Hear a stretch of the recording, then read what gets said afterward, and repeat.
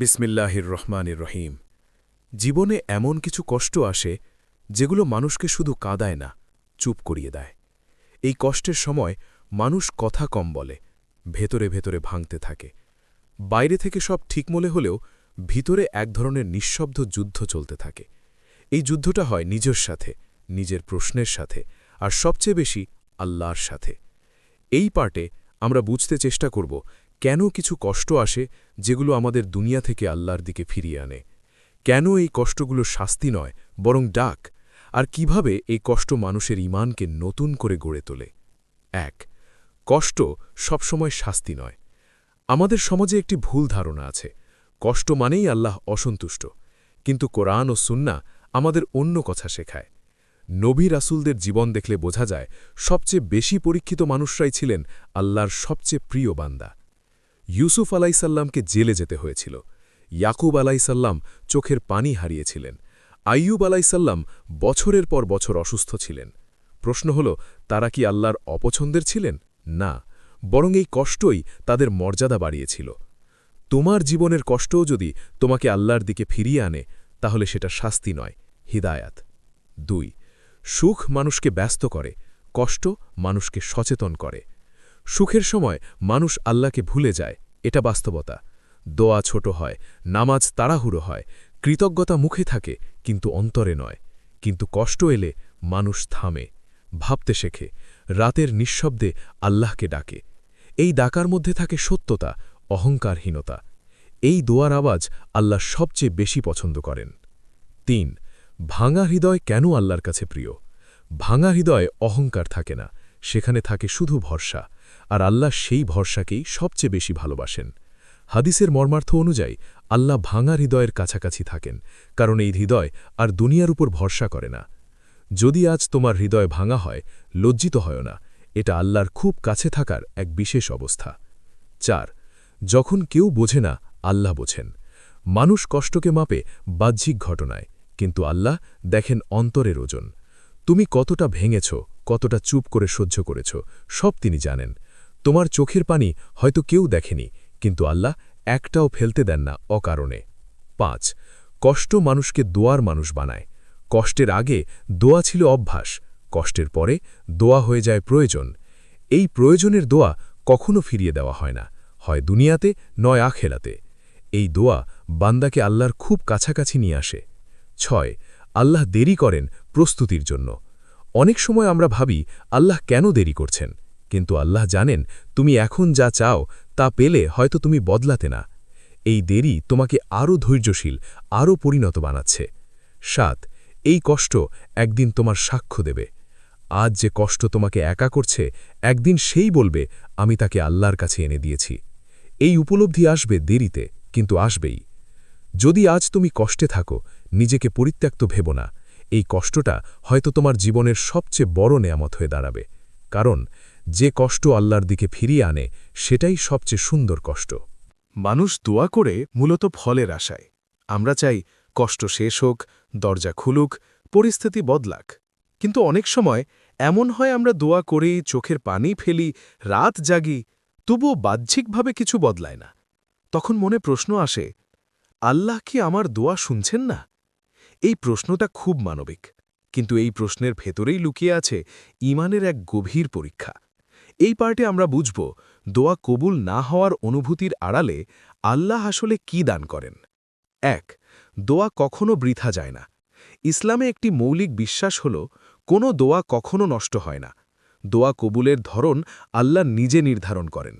হাদিসের মর্মার্থ অনুযায়ী হয় দোয়ার ফল দুনিয়ায় দেওয়া হয়, অথবা কোনো বিপদ দূর করে দেওয়া হয়, অথবা আখেরাতের জন্য জমা রাখা হয়। তুমি যা দেখছ না তা এই নয় যে কিছু হচ্ছে না, বরং অনেক কিছু ঘটছে যা এখনও তোমার চোখে পড়ছে না। ২. দোয়া কবুল না হওয়া মানে অবহেলা নয়। অনেক সময় আমরা দোয়া কবুল না হওয়াকে আল্লাহর অবহেলা মনে করি, কিন্তু বাস্তবে আল্লাহ কখনও তার বান্দাকে অবহেলা করেন না। মা যেমন শিশুর সব আবদার পূরণ করেন না, কারণ মা জানেন কোনটা ক্ষতিকর, কোনটা প্রয়োজনীয়। আল্লাহর জ্ঞান তার চেয়েও অসীম। যা তুমি চাইছ সেটা হয়তো এখন তোমার জন্য ভালো নয়, আল্লাহ সেটা জানেন। ৩. দোয়ার মাধ্যমে আল্লাহ বান্দাকে নিজের কাছে রাখেন। অনেক সময় আল্লাহ দোয়া কবুলে দেরি করেন, কারণ তিনি তোমার দোয়ার মুহূর্তগুলো ভালোবাসেন। এই সময় তুমি আল্লাহর সাথে কথা বলো, কান্না করো, নিজের দুর্বলতা স্বীকার করো। এই সম্পর্কটাই আল্লাহর কাছে সবচেয়ে প্রিয়। যদি সব দোয়া সাথে সাথে কবুল হয়ে যেত, তাহলে মানুষ আল্লাহর কাছে কমই যেত। 4. দোয়া বান্দার অহংকার ভাঙে। মানুষ যখন সবকিছু নিজের হাতে মনে করে, তখন আল্লাহর প্রয়োজন কম মনে হয়। দোয়া কবুলে দেরি অহংকার ভাঙে। বান্দা বুঝতে শেখে, আমি কিছুই না, সবকিছু আল্লাহর ইচ্ছায়। এই উপলব্ধি ঈমানের গভীরতা বাড়ায়। 5. দোয়া কবুল না হলেও আল্লাহ দেন শক্তি। অনেক সময় আল্লাহ পরিস্থিতি বদলান না, কিন্তু বান্দাকে শক্তি দেন সেই পরিস্থিতির ভেতর দাঁড়িয়ে থাকার। এই শক্তি বাহ্যিক নয়, এটা অন্তরের। এই শক্তি মানুষকে ভেঙে পড়ে না, ধৈর্যশীল করে তোলে। 6. দোয়ার দেরি মানুষকে পরিণত করে। যা আমরা এখন চাই তা যদি সাথে সাথে পেয়ে যেতাম, হয়তো আমরা অপরিণতই থেকে যেতাম। দেরি মানুষকে ভাবতে শেখায়, আত্মমূল্যায়ন শেখায়, নিজের ভুল ধরতে শেখায়। এই পরিণত মন ভবিষ্যতের বড় নেয়ামতের জন্য প্রস্তুত হয়। 7. আল্লাহ দেন বিকল্প, যা আমরা বুঝি না। অনেক সময় আল্লাহ ঠিক আমাদের চাওয়া জিনিসটা দেন না, কিন্তু তার চেয়ে ভালো কিছু দেন। কিন্তু আমরা সেটাকে গ্রহণ করতে পারি না, কারণ আমরা নির্দিষ্ট জিনিসে আটকে থাকি। আল্লাহর দান সবসময় আমাদের কল্পনার মতো হয় না। 8. দোয়া কবুল না হওয়ার সময় শয়তানের ফাঁদ। এই সময় শয়তান ফিসফিস করে, দোয়া করে কি হবে, কিছু তো হচ্ছে না। এই ফিসফিসই ঈমান দুর্বল করে। এই সময় দোয়া ছেড়ে দেওয়া মানে আল্লাহর দরজা নিজে বন্ধ করে দেওয়া। 9. দোয়ার সময় বান্দার করণীয়। ধৈর্য হারানো যাবে না, দোয়া ছেড়ে দেওয়া যাবে না, হারাম পথে সমাধান খোঁজা যাবে না। আল্লাহর সিদ্ধান্তে সন্তুষ্ট থাকার চেষ্টা করতে হবে। যদি আজ তোমার দোয়া কবুল হচ্ছে না বলে মনে হয়, হতাশ হইও না। আল্লাহ হয়তো তোমাকে এমন কিছু দিচ্ছেন যা তুমি এখনও বুঝতে পারছ না। কারণ আল্লাহ বান্দার কান্না নষ্ট করেন না। মানুষ সাধারণত ভাবে ভাঙন মানেই শেষ। যখন সব কিছু একসাথে ভেঙে পড়ে, যখন নিজের পরিচয়, শক্তি আর আত্মবিশ্বাস ধ্বংস হয়ে যায়, তখন মনে হয় এখান থেকে আর কিছু শুরু হতে পারে না। কিন্তু ইসলামের দৃষ্টিতে ভাঙন অনেক সময় শেষ নয়, বরং নতুন হিদায়েতের শুরু। এই পার্টে আমরা বুঝতে চেষ্টা করব কেন আল্লাহ কখনো কখনো বান্দাকে ভাঙেন, কিভাবে এই ভাঙনের মধ্য দিয়েই সত্যিকারের ঈমান জন্ম নেয়, আর কিভাবে ভাঙা মানুষ আল্লাহর কাছে সবচেয়ে কাছের মানুষ হয়ে ওঠে। 1.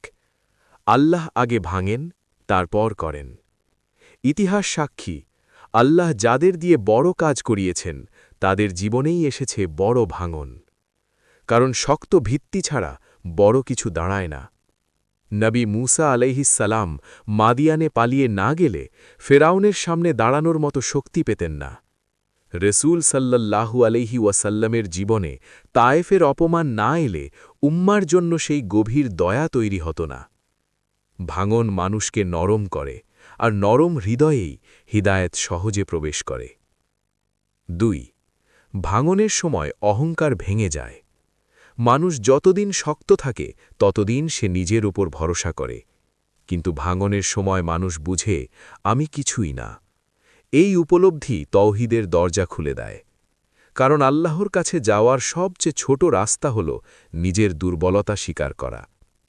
ভাঙনের মধ্যেই বান্দা প্রথম সত্যিকারের ইয়া আল্লাহ বলতে শেখে। 3. হিদায়েত আসে প্রশ্নের মাধ্যমে। ভাঙনের সময় মানুষ প্রশ্ন করে, আমি কেন এমন হলাম, আমার জীবনের উদ্দেশ্য কি, আমি কোথায় ভুল করলাম। এই প্রশ্নগুলো যদি মানুষ আল্লাহর কাছে নিয়ে যায়, তাহলে সেখান থেকেই শুরু হয় হিদায়েত। যে প্রশ্ন মানুষকে আল্লাহর দিকে নেয়, সে প্রশ্ন অভিশাপ নয়, নেয়ামত। 4. ভাঙা মানুষ দুনিয়ার মোহ থেকে বের হয়। ভাঙনের আগে মানুষ দুনিয়ার পেছনে দৌড়ায়। সম্মান, টাকা, মানুষের প্রশংসা সবকিছুই বড় মনে হয়। ভাঙনের পর এই মোহ ধীরে ধীরে কমে যায়। মানুষ বুঝতে শেখে সব কিছুই ক্ষণস্থায়ী। এই উপলব্ধি মানুষকে আখিরাতমুখী করে তোলে, আর এটাই হিদায়েতের বড় লক্ষণ। 5. ভাঙনের সময় কোরআন নতুনভাবে কথা বলে। যে কোরআন আগে শুধু তেলাওয়াত ছিল, ভাঙনের সময় সে কোরআন জীবনের কথা বলে। একটি আয়াত চোখের পানি নামিয়ে আনে, একটি আয়াত ভরসা দেয়।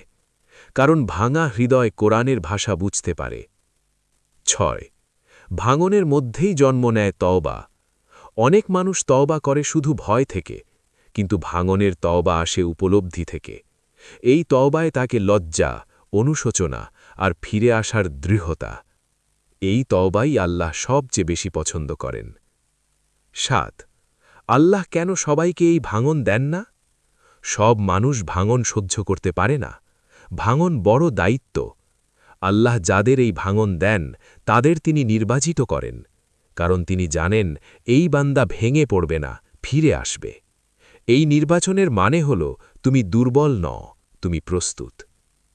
8 ভাঙনের পর মানুষ নতুনভাবে বাঁচে।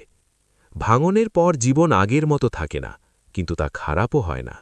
মানুষ তখন সচেতনভাবে বাঁচে, হিসাব করে কথা বলে, গুনাহ থেকে দূরে থাকার চেষ্টা করে। এই পরিবর্তনই হিদায়াতের বাস্তব রূপ। 9 ভাঙনের সময় বান্দার করণীয়। আল্লাহর কাছ থেকে দূরে না সরে কাছে আসা, নিজেকে গুনাহে ডুবিয়ে না দেওয়া, কোরআনের সাথে সম্পর্ক বাড়ানো, নামাজকে শক্ত করে ধরা। যদি আজ তুমি ভাঙা হও, নিজেকে পরাজিত ভেব না। হয়তো এই ভাঙনের মধ্য দিয়েই আল্লাহ তোমাকে সঠিক পথে আনছেন, কারণ হিদায়াত অনেক সময় ভাঙনের ভেতর দিয়েই আসে। মানুষ সাধারণত তাওয়াক্কুলের কথা বলে তখন যখন সবকিছু মোটামুটি ঠিকঠাক থাকে, কিন্তু প্রকৃত তাওয়াক্কুল শেখা যায় তখনই যখন হাতের সব শক্তি, সব উপায়, সব ভরসা একে একে শেষ হয়ে যায়। এই পাঠে আমরা জানব কেন আল্লাহ কখনো কখনো এমন কষ্ট দেন যেখানে মানুষ ছাড়া কিছুই করার থাকে না, আর সেই অবস্থাতেই কিভাবে তাওয়াক্কুল গড়ে ওঠে। 1 তাওয়াক্কুল মুখের কথা নয়। অনেকে বলে আমি আল্লাহর উপর ভরসা করি, কিন্তু ভরসার পরীক্ষা আসে তখনই যখন পরিকল্পনা ব্যর্থ হয়, মানুষ সরে যায় আর দরজাগুলো একে একে বন্ধ হয়ে যায়। তাওয়াক্কুল মানে চেষ্টা ছেড়ে দেওয়া নয়, বরং নিজের সর্বোচ্চ চেষ্টা করে ফল আল্লাহর হাতে ছেড়ে দেওয়া। এই মানসিকতা কষ্ট ছাড়া শেখা যায় না। 2 সব উপায় বন্ধ হলে আল্লাহই একমাত্র উপায় হন। মানুষ যতদিন বিকল্প দেখে ততদিন আল্লাহর উপর সম্পূর্ণ ভরসা করতে পারে না, কিন্তু যখন সব বিকল্প শেষ হয় তখন মানুষ বলে, হে আল্লাহ, এখন শুধু তুমি। এই শুধু তুমি তাওয়াক্কুলের জন্ম। 3 নবীদের জীবনে তাওয়াক্কুলের শিক্ষা। নবী ইব্রাহিম আলাইহিসসালাম আগুনের মধ্যে দাঁড়িয়ে বলেছিলেন, হাসবুনাল্লাহু ওয়া নি'মাল ওয়াকিল। নবী ইউনুস আলাইহিসসালাম মাছের পেটে থেকেও ভরসা হারাননি। রাসূল সাল্লাল্লাহু আলাইহি ওয়াসাল্লাম হিজরতের সময় গুহায় থেকেও বলেছিলেন, ভয় পেও না, আল্লাহ আমাদের সঙ্গে আছেন। এই ঘটনাগুলো প্রমাণ করে তাওয়াক্কুল শেখানো কষ্ট নবীদের জীবনেও ছিল। 4 তাওয়াক্কুল অহংকার ভাঙে। মানুষ যখন নিজের শক্তিকে বড় করে দেখে তখন আল্লাহর প্রয়োজন কম মনে হয়। কষ্ট এসে এই অহংকার ভেঙে দেয়। মানুষ বোঝে আমি কিছুই না, সব কিছু আল্লাহর হাতে। এই উপলব্ধি ঈমানকে গভীর করে। 5 তাওয়াক্কুল মানুষকে শান্ত করে। তাওয়াক্কুল মানে সমস্যার শেষ হওয়া নয়, বরং সমস্যার ভেতর শান্ত থাকা। যে মানুষ জানে আমার রব দেখছেন, সিদ্ধান্ত তার হাতে, সে মানুষ ভেঙে পড়ে না। এই শান্তি তাওয়াক্কুলের সবচেয়ে বড় ফল। 6 তাওয়াক্কুল ও ধৈর্যের সম্পর্ক। তাওয়াক্কুল ছাড়া ধৈর্য টেকে না, আর ধৈর্য ছাড়া তাওয়াক্কুল পূর্ণ হয় না। কষ্ট মানুষকে এই 2 গুণ একসাথে শেখায়। 7 তাওয়াক্কুল শেখানো কষ্ট কেন দেরি করে শেষ হয়? অনেক সময় কষ্ট দ্রুত শেষ হয় না, কারণ তাওয়াক্কুল একদিনে তৈরি হয় না। আল্লাহ চান বান্দা পুরোপুরি শিখুক, শুধু সাময়িকভাবে না। 8 তাওয়াক্কুলের পর আল্লাহর সাহায্য আসে। যখন বান্দা সত্যিকার অর্থে আল্লাহর ওপর ভরসা করে তখন আল্লাহ এমন রাস্তা খুলে দেন যা বান্দা কল্পনাও করেনি। এই সাহায্য সময় মতো আসে, দেরিতে নয়। 9 তাওয়াক্কুল শেখার সময় বান্দার করণীয়। চেষ্টা বন্ধ না করা, অভিযোগ কমানো, দোয়া জারি রাখা, হারাম পথ বেছে না নেওয়া। যদি আজ তুমি এমন কষ্টে থাকো যেখানে কিছুই করার নেই, তাহলে বুঝে নাও আল্লাহ তোমাকে তাওয়াক্কুল শেখাচ্ছেন। কারণ যে বান্দা তাওয়াক্কুল শেখে সে কখনো একা থাকে না। মানুষ জীবনে একসময় এমন জায়গায় এসে দাঁড়ায় যখন সে বলে, আমার আর কিছুই নেই। স্বপ্ন ভেঙে গেছে, ভরসা ভেঙে গেছে, নিজের ওপর বিশ্বাসটুকুও নড়বড়ে হয়ে গেছে। এই অবস্থাকে আমরা শেষ ভাবি, কিন্তু ইসলামের আলোতে এই জায়গাটা শেষ নয়, এটাই নতুন শুরু। এই শেষ পার্টে আমরা জানব সব হারানোর পর আল্লাহ বান্দাকে কি দেন, কেন এই দানগুলো দুনিয়ার যে কোনো প্রাপ্তির চেয়েও মূল্যবান, আর কিভাবে এই অবস্থায় বান্দাকে আখিরাতের পথে স্থায়ী করে দেয়। ১. আল্লাহ দেন নিজেকে হারানোর ভয় থেকে মুক্তি। যে মানুষ সব হারিয়ে ফেলে সে আর হারানোর ভয় পায় না, কারণ তার আর কিছু বাকি থাকে না আল্লাহ ছাড়া। এই অবস্থায় বান্দা বুঝে যায়, যদি আল্লাহ থাকেন তাহলে আসলে কিছুই হারায়নি। এই উপলব্ধি মানুষকে মানসিকভাবে শক্ত করে তোলে। ২. আল্লাহ দেন অন্তরের গভীর শান্তি। সব কিছু থাকা সত্ত্বেও অনেকে অশান্তিতে থাকে, আবার সব হারিয়েও কেউ কেউ অদ্ভুত এক প্রশান্তি পায়। এই শান্তি আসে এই বিশ্বাস থেকে, আমার রব জানেন, আমার রব দেখছেন, আমার রব ভুল করেন না। এই শান্তি কোনো দুনিয়াবী অর্জনের সাথে তুলনীয় নয়। ৩. আল্লাহ দেন জীবনের প্রকৃত উদ্দেশ্য। সব হারানোর আগে মানুষ অনেক লক্ষ্য নিয়ে দৌড়ায়, কিন্তু সব হারানোর পর সে বুঝতে শেখে, আমি কেন বাঁচছি। এই প্রশ্নের উত্তর মানুষকে আল্লাহর কাছেই নিয়ে যায়। তখন জীবন আর এলোমেলো থাকে না, বরং অর্থবহ হয়ে ওঠে। ৪. আল্লাহ দেন দোয়ার গভীরতা। এই সময় দোয়া আর সাজানো থাকে না, শব্দ কম হয়, কান্না বেশি হয়। এই দোয়া আল্লাহ খুব ভালোবাসেন, কারণ এতে থাকে পূর্ণ আত্মসমর্পণ। এই দোয়া কখনো খালি হাতে ফেরত যায় না। ৫. আল্লাহ দেন হারাল পথে দৃঢ়তা।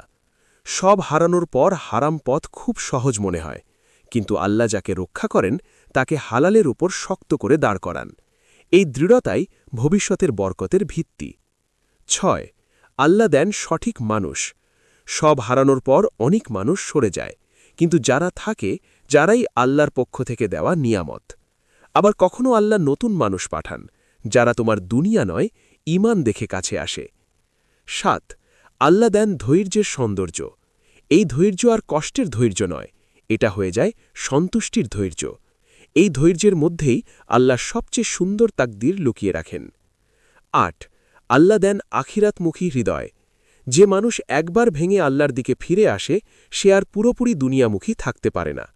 এই হৃদয় জানে আসল জীবন সামনে। ৯. আল্লাহ দেন নতুনভাবে বাঁচার শক্তি। সব হারানোর পর মানুষ নতুনভাবে বাঁচে, সে আর আগের ভুলগুলো হালকা ভাবে না। এই নতুন জীবন হয় সচেতন, ধীর, আল্লাহ নির্ভর। পুরো সিরিজের শেষ কথা, যদি আজ তুমি এমন জায়গায় থাকো যেখানে মনে হচ্ছে সব শেষ, মনে রেখো, আল্লাহ কখনো কিছু নেন না বিনিময় না দিয়ে। তিনি যদি আজ তোমাকে খালি করেন তাহলে কাল ভরার জন্যই করেন। তুমি ভেঙেছ বলে হারাওনি, তুমি আল্লাহর কাছে ফিরে এসেছ। বিসমিল্লাহির রহমানির রহিম।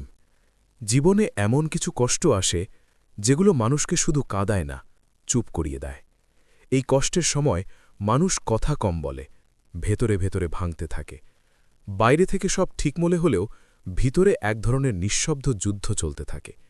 এই যুদ্ধটা হয় নিজের সাথে, নিজের প্রশ্নের সাথে, আর সবচেয়ে বেশি আল্লাহর সাথে। এই পার্টে আমরা বুঝতে চেষ্টা করব কেন কিছু কষ্ট আসে যেগুলো আমাদের দুনিয়া থেকে আল্লাহর দিকে ফিরিয়ে আনে, কেন এই কষ্টগুলো শাস্তি নয় বরং ডাক, আর কিভাবে এই কষ্ট মানুষের ঈমানকে নতুন করে গড়ে তোলে। ১. কষ্ট সবসময় শাস্তি নয়। আমাদের সমাজে একটি ভুল ধারণা আছে, কষ্ট মানেই আল্লাহ অসন্তুষ্ট, কিন্তু কোরআন ও সুন্নাহ আমাদের অন্য কথা শেখায়। নবী রাসূলদের জীবন দেখলে বোঝা যায় সবচেয়ে বেশি পরীক্ষিত মানুষরাই ছিলেন আল্লাহর সবচেয়ে প্রিয় বান্দা। ইউসুফ আলাইসাল্লামকে জেলে যেতে হয়েছিল, ইয়াকুব আলাইসাল্লাম চোখের পানি হারিয়েছিলেন, আইয়ুব আলাইসাল্লাম বছরের পর বছর অসুস্থ ছিলেন। প্রশ্ন হল, তারা কি আল্লাহর অপছন্দের ছিলেন? না, বরং এই কষ্টই তাদের মর্যাদা বাড়িয়েছিল। তোমার জীবনের কষ্টও যদি তোমাকে আল্লাহর দিকে ফিরিয়ে আনে তাহলে সেটা শাস্তি নয়, হিদায়াত। ২. সুখ মানুষকে ব্যস্ত করে, কষ্ট মানুষকে সচেতন করে। সুখের সময় মানুষ আল্লাহকে ভুলে যায়, এটা বাস্তবতা। দোয়া ছোট হয়, নামাজ তাড়াহুড়ো হয়, কৃতজ্ঞতা মুখে থাকে কিন্তু অন্তরে নয়। কিন্তু কষ্ট এলে মানুষ থামে, ভাবতে শেখে, রাতের নিঃশব্দে আল্লাহকে ডাকে। এই ডাকার মধ্যে থাকে সত্যতা, অহংকারহীনতা। এই দোয়ার আওয়াজ আল্লাহ সবচেয়ে বেশি পছন্দ করেন। ৩. ভাঙা হৃদয় কেন আল্লাহর কাছে প্রিয়? ভাঙা হৃদয়ে অহংকার থাকে না, সেখানে থাকে শুধু ভরসা, আর আল্লাহ সেই ভরসাকেই সবচেয়ে বেশি ভালোবাসেন। হাদিসের মর্মার্থ অনুযায়ী আল্লাহ ভাঙা হৃদয়ের কাছাকাছি থাকেন, কারণ এই হৃদয় আর দুনিয়ার উপর ভরসা করে না। যদি আজ তোমার হৃদয় ভাঙা হয়, লজ্জিত হয় না, এটা আল্লাহর খুব কাছে থাকার এক বিশেষ অবস্থা। 4 যখন কেউ বোঝে না, আল্লাহ বোঝেন। মানুষ কষ্টকে মাপে বাহ্যিক ঘটনায়, কিন্তু আল্লাহ দেখেন অন্তরের ওজন। তুমি কতটা ভেঙেছ, কতটা চুপ করে সহ্য করেছ, সব তিনি জানেন। তোমার চোখের পানি হয়তো কেউ দেখেনি, কিন্তু আল্লাহ একটাও ফেলতে দেন না অকারণে। 5 কষ্ট মানুষকে দোয়ার মানুষ বানায়। কষ্টের আগে দোয়া ছিল অভ্যাস, কষ্টের পরে দোয়া হয়ে যায় প্রয়োজন। এই প্রয়োজনের দোয়া কখনো ফিরিয়ে দেওয়া হয় না, হয় দুনিয়াতে নয় আখেরাতে। এই দোয়া বান্দাকে আল্লাহর খুব কাছাকাছি নিয়ে আসে। 6 আল্লাহ দেরি করেন প্রস্তুতির জন্য। অনেক সময় আমরা ভাবি আল্লাহ কেন দেরি করছেন, কিন্তু আল্লাহ জানেন তুমি এখন যা চাও তা পেলে হয়তো তুমি বদলাতে না। এই দেরি তোমাকে আরও ধৈর্যশীল, আরও পরিণত বানাচ্ছে। 7 এই কষ্ট একদিন তোমার সাক্ষ্য দেবে। আজ যে কষ্ট তোমাকে একা করছে, একদিন সেই বলবে আমি তাকে আল্লাহর কাছে এনে দিয়েছি। এই উপলব্ধি আসবে দেরিতে, কিন্তু আসবেই। যদি আজ তুমি কষ্টে থাকো, নিজেকে পরিত্যক্ত ভেবো না। এই কষ্টটা হয়তো তোমার জীবনের সবচেয়ে বড় নেয়ামত হয়ে দাঁড়াবে, কারণ যে কষ্ট আল্লাহর দিকে ফিরিয়ে আনে সেটাই সবচেয়ে সুন্দর কষ্ট। মানুষ দোয়া করে মূলত ফলের আশায়। আমরা চাই কষ্ট শেষ হোক, দরজা খুলুক, পরিস্থিতি বদলাক। কিন্তু অনেক সময় এমন হয় আমরা দোয়া করেই চোখের পানি ফেলি, রাত জাগি, তবুও বাহ্যিকভাবে কিছু বদলায় না। তখন মনে প্রশ্ন আসে, আল্লাহ কি আমার দোয়া শুনছেন না? এই প্রশ্নটা খুব মানবিক, কিন্তু এই প্রশ্নের ভেতরেই লুকিয়ে আছে ঈমানের এক গভীর পরীক্ষা। এই পার্টে আমরা বুঝব দোয়া কবুল না হওয়ার অনুভূতির আড়ালে আল্লাহ আসলে কি দান করেন। 1 দোয়া কখনো বৃথা যায় না। ইসলামে একটি মৌলিক বিশ্বাস হল কোনো দোয়া কখনো নষ্ট হয় না। দোয়া কবুলের ধরন আল্লাহ নিজে নির্ধারণ করেন। হাদিসের মর্মার্থ অনুযায়ী হয় দোয়ার ফল দুনিয়ায় দেওয়া হয়, অথবা কোনো বিপদ দূর করে দেওয়া হয়, অথবা আখেরাতের জন্য জমা রাখা হয়। তুমি যা দেখছ না তা এই নয় যে কিছু হচ্ছে না, বরং অনেক কিছু ঘটছে যা এখনও তোমার চোখে পড়ছে না। 2 দোয়া কবুল না হওয়া মানে অবহেলা নয়। অনেক সময় আমরা দোয়া কবুল না হওয়াকে আল্লাহর অবহেলা মনে করি, কিন্তু বাস্তবে আল্লাহ কখনও তার বান্দাকে অবহেলা করেন না। মা যেমন শিশুর সব আবদার পূরণ করেন না, কারণ মা জানেন কোনটা ক্ষতিকর, কোনটা প্রয়োজনীয়। আল্লাহর জ্ঞান তার চেয়েও অসীম। যা তুমি চাইছ সেটা হয়তো এখন তোমার জন্য ভালো নয়, আল্লাহ সেটা জানেন। 3 দোয়ার মাধ্যমে আল্লাহ বান্দাকে নিজের কাছে রাখেন। অনেক সময় আল্লাহ দোয়া কবুলে দেরি করেন, কারণ তিনি তোমার দোয়ার মুহূর্তগুলো ভালোবাসেন। এই সময় তুমি আল্লাহর সাথে কথা বলো, কান্না করো, নিজের দুর্বলতা স্বীকার করো। এই সম্পর্কটাই আল্লাহর কাছে সবচেয়ে প্রিয়। যদি সব দোয়া সাথে সাথে কবুল হয়ে যেত, তাহলে মানুষ আল্লাহর কাছে কমই যেত। 4 দোয়া বান্দার অহংকার ভাঙে। মানুষ যখন সবকিছু নিজের হাতে মনে করে, তখন আল্লাহর প্রয়োজন কম মনে হয়। দোয়া কবুলে দেরি অহংকার ভাঙে। বান্দা বুঝতে শেখে আমি কিছুই না, সবকিছু আল্লাহর ইচ্ছায়। এই উপলব্ধি ঈমানের গভীরতা বাড়ায়। 5 দোয়া কবুল না হলেও আল্লাহ দেন শক্তি। অনেক সময় আল্লাহ পরিস্থিতি বদলান না, কিন্তু বান্দাকে শক্তি দেন সেই পরিস্থিতির ভেতর দাঁড়িয়ে থাকার। এই শক্তি বাহ্যিক নয়, এটা অন্তরের। এই শক্তি মানুষকে ভেঙে পড়ে না, ধৈর্যশীল করে তোলে। 6 দোয়ার দেরি মানুষকে পরিণত করে। যা আমরা এখন চাই তা যদি সাথে সাথে পেয়ে যেতাম, হয়তো আমরা অপরিণতই থেকে যেতাম। দেরি মানুষকে ভাবতে শেখায়, আত্মমূল্যায়ন শেখায়, নিজের ভুল ধরতে শেখায়। এই পরিণত মন ভবিষ্যতের বড় নেয়ামতের জন্য প্রস্তুত হয়। 7 আল্লাহ দেন বিকল্প, যা আমরা বুঝি না। অনেক সময় আল্লাহ ঠিক আমাদের চাওয়া জিনিসটা দেন না, কিন্তু তার চেয়ে ভালো কিছু দেন। কিন্তু আমরা সেটাকে গ্রহণ করতে পারি না, কারণ আমরা নির্দিষ্ট জিনিসে আটকে থাকি। আল্লাহর দান সবসময় আমাদের কল্পনার মতো হয় না। 8 দোয়া কবুল না হওয়ার সময় শয়তানের ফাঁদ। এই সময় শয়তান ফিসফিস করে, দোয়া করে কি হবে, কিছু তো হচ্ছে না। এই ফিসফিসই ঈমান দুর্বল করে। এই সময় দোয়া ছেড়ে দেওয়া মানে আল্লাহর দরজা নিজে বন্ধ করে দেওয়া। 9 দোয়ার সময় বান্দার করণীয়। ধৈর্য হারানো যাবে না, দোয়া ছেড়ে দেওয়া যাবে না, হারাম পথে সমাধান খোঁজা যাবে না। আল্লাহর সিদ্ধান্তে সন্তুষ্ট থাকার চেষ্টা করতে হবে। যদি আজ তোমার দোয়া কবুল হচ্ছে না বলে মনে হয়, হতাশ হইও না। আল্লাহ হয়তো তোমাকে এমন কিছু দিচ্ছেন যা তুমি এখনও বুঝতে পারছো না। কারণ আল্লাহ বান্দার কান্না নষ্ট করেন না। মানুষ সাধারণত ভাবে ভাঙন মানেই শেষ। যখন সব কিছু একসাথে ভেঙে পড়ে, যখন নিজের পরিচয়, শক্তি আর আত্মবিশ্বাস ধ্বংস হয়ে যায়, তখন মনে হয় এখান থেকে আর কিছু শুরু হতে পারে না।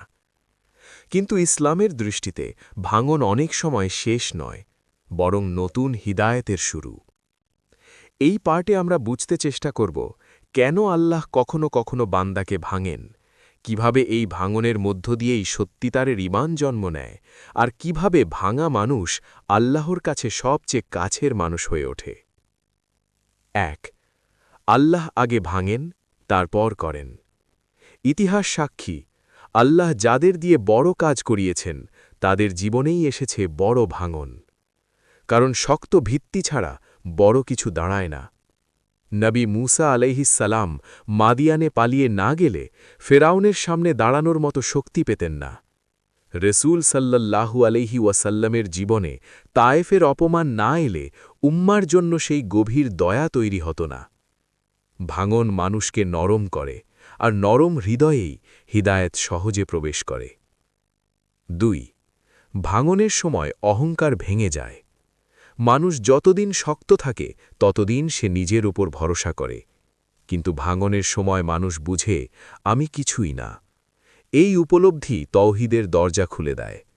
কারণ আল্লাহর কাছে যাওয়ার সবচেয়ে ছোট রাস্তা হল নিজের দুর্বলতা স্বীকার করা। ভাঙনের মধ্যেই বান্দা প্রথম সত্যিকারের ইয়া আল্লাহ বলতে শেখে। ৩. হিদায়েত আসে প্রশ্নের মাধ্যমে। ভাঙনের সময় মানুষ প্রশ্ন করে, আমি কেন এমন হলাম? আমার জীবনের উদ্দেশ্য কি? আমি কোথায় ভুল করলাম? এই প্রশ্নগুলো যদি মানুষ আল্লাহর কাছে নিয়ে যায়, তাহলে সেখান থেকেই শুরু হয় হিদায়েত। যে প্রশ্ন মানুষকে আল্লাহর দিকে নেয়, সে প্রশ্ন অভিশাপ নয়, নেয়ামত। ৪. ভাঙা মানুষ দুনিয়ার মোহ থেকে বের হয়। ভাঙনের আগে মানুষ দুনিয়ার পেছনে দৌড়ায়। সম্মান, টাকা, মানুষের প্রশংসা সবকিছুই বড় মনে হয়। ভাঙনের পর এই মোহ ধীরে ধীরে কমে যায়। মানুষ বুঝতে শেখে সব কিছুই ক্ষণস্থায়ী। এই উপলব্ধি মানুষকে আখিরাতমুখী করে তোলে, আর এটাই হিদায়েতের বড় লক্ষণ। ৫. ভাঙনের সময় কোরআন নতুনভাবে কথা বলে। যে কোরআন আগে শুধু তেলাওয়াত ছিল, ভাঙনের সময় সে কোরআন জীবনের কথা বলে। একটি আয়াত চোখের পানি নামিয়ে আনে, একটি আয়াত ভরসা দেয়।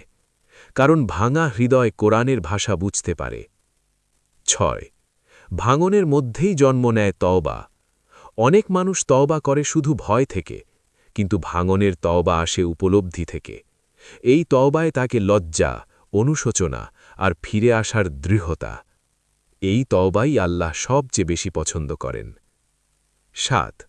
আল্লাহ কেন সবাইকে এই ভাঙন দেন না? সব মানুষ ভাঙন সহ্য করতে পারে না। ভাঙন বড় দায়িত্ব। আল্লাহ যাদের এই ভাঙন দেন তাদের তিনি নির্বাচিত করেন, কারণ তিনি জানেন এই বান্দা ভেঙে পড়বে না, ফিরে আসবে। এই নির্বাচনের মানে হল তুমি দুর্বল নও, তুমি প্রস্তুত। ৮. ভাঙনের পর মানুষ নতুনভাবে বাঁচে। ভাঙনের পর জীবন আগের মতো থাকে না, কিন্তু তা খারাপও হয় না। মানুষ তখন সচেতনভাবে বাঁচে, হিসাব করে কথা বলে, গুনাহ থেকে দূরে থাকার চেষ্টা করে। এই পরিবর্তনই হিদায়েতের বাস্তব রূপ। ৯. ভাঙনের সময় বান্দার করণীয়। আল্লাহর কাছ থেকে দূরে না সরে কাছে আসা, নিজেকে গুনাহে ডুবিয়ে না দেওয়া, কোরআনের সাথে সম্পর্ক বাড়ানো, নামাজকে শক্ত করে ধরা। যদি আজ তুমি ভাঙা হও, নিজেকে পরাজিত ভেবো না। হয়তো এই ভাঙনের মধ্য দিয়েই আল্লাহ তোমাকে সঠিক পথে আনছেন। কারণ হিদায়েত অনেক সময় ভাঙনের ভেতর দিয়েই আসে। মানুষ সাধারণত তাওয়াক্কুলের কথা বলে তখন যখন সবকিছু মোটামুটি ঠিকঠাক থাকে, কিন্তু প্রকৃত তাওয়াক্কুল শেখা যায় তখনই যখন হাতের সব শক্তি, সব উপায়, সব ভরসা একে একে শেষ হয়ে যায়।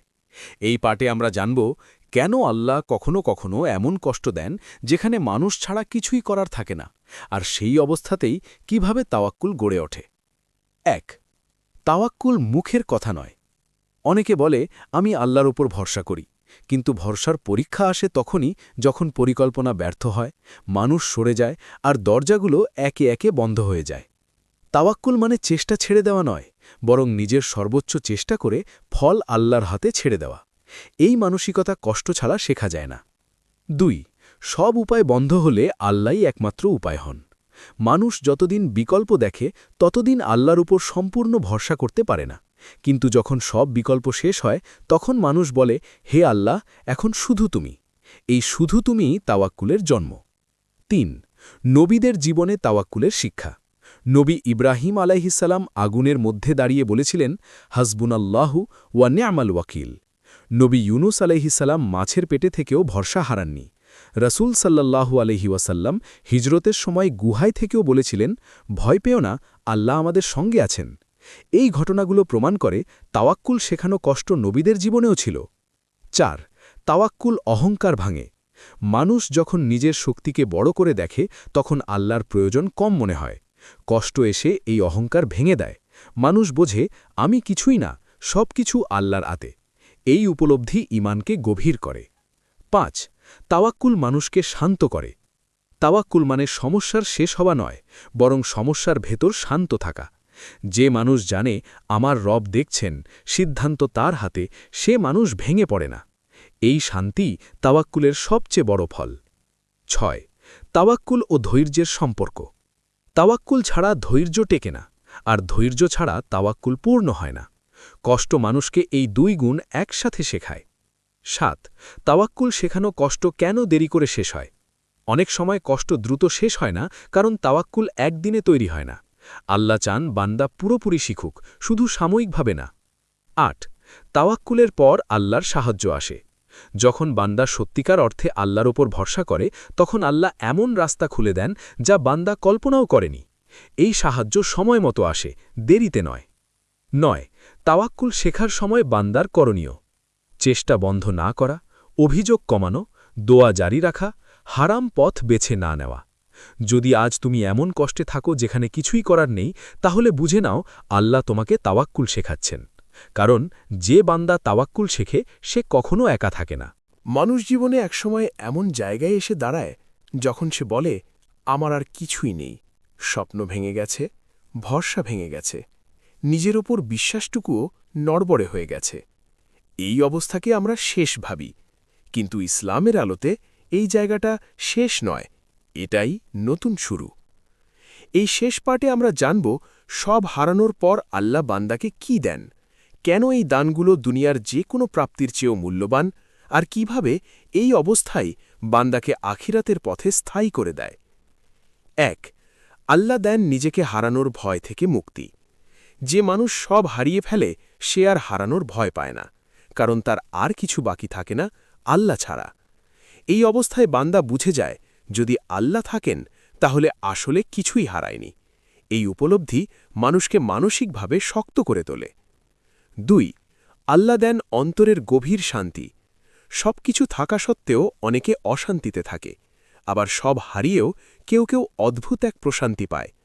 এই শান্তি আসে এই বিশ্বাস থেকে, আমার রব জানেন, আমার রব দেখছেন, আমার রব ভুল করেন না। এই শান্তি কোনো দুনিয়াবী অর্জনের সাথে তুলনীয় নয়। 3. আল্লাহ দেন জীবনের প্রকৃত উদ্দেশ্য। সব হারানোর আগে মানুষ অনেক লক্ষ্য নিয়ে দৌড়ায়, কিন্তু সব হারানোর পর সে বুঝতে শেখে, আমি কেন বাঁচছি। এই প্রশ্নের উত্তর মানুষকে আল্লাহর কাছেই নিয়ে যায়। তখন জীবন আর এলোমেলো থাকে না, বরং অর্থবহ হয়ে ওঠে। 4. আল্লাহ দেন দোয়ার গভীরতা। এই সময় দোয়া আর সাজানো থাকে না, শব্দ কম হয়, কান্না বেশি হয়। এই দোয়া আল্লাহ খুব ভালোবাসেন, কারণ এতে থাকে পূর্ণ আত্মসমর্পণ। এই দোয়া কখনো খালি হাতে ফেরত যায় না। 5. আল্লাহ দেন হারাল পথে দৃঢ়তা। সব হারানোর পর হারাম পথ খুব সহজ মনে হয়, কিন্তু আল্লাহ যাকে রক্ষা করেন তাকে হালালের উপর শক্ত করে দাঁড় করান। এই দৃঢ়তাই ভবিষ্যতের বরকতের ভিত্তি। 6. আল্লাহ দেন সঠিক মানুষ। সব হারানোর পর অনেক মানুষ সরে যায়, কিন্তু যারা থাকে, যারাই আল্লাহর পক্ষ থেকে দেওয়া নিয়ামত।